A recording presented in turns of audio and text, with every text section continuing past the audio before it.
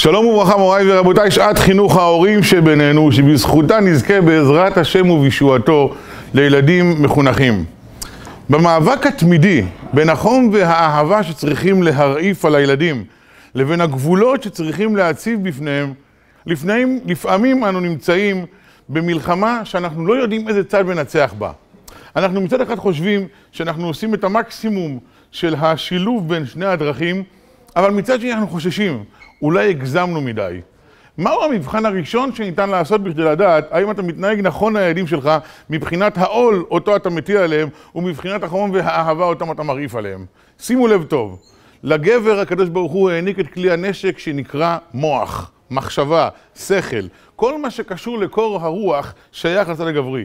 מאידך לאישה העניק הקדוש ברוך הוא את כוח הרגש. זו גם הסיבה שכאשר התחתנתם, התבקשתם על ידי מי שניווט אתכם בדעת תורה להפעיל כל אחד את התחום המתאים לו. הבעל את השכל, האישה את הרגש, ורק לאחר מכן זכיתם והקמתם בית נאמן בישראל.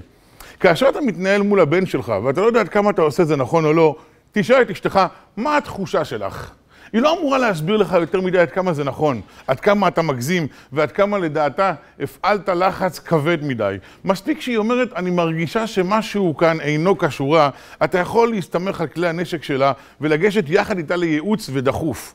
לעומת זאת, אם רעייתך אומרת, מבלי להבין יותר מדי מה קרה פה, התחושה שלי היא טובה, רוב ככל הסיכויים שאתה משלב בין שני הדרכים בצורה נכונה וטובה. כי אם גם השכל שלך וגם הרגש שלה מגיעים לאותה מסקנה, כנראה שהמצב טוב. אם מישהו מכם חושב אחרת על התוצאות, על הדרך ועל כל מה שקשור לשניהם, הרי שאתם אמורים יחד ללכת למישהו הגדול יותר שיכוון אתכם, ויאמר אם במקרה זה השכל ניצח או הרגש ניצח, כאשר הוא קיבל את ההחלטה הנכונה והאמיתית לגבי טיב היחסים עם הילדים. בהצלחה רבה לכולנו בכל מבחני החיים בכלל ובמבחן זה בפרט, וברוכים תהיו.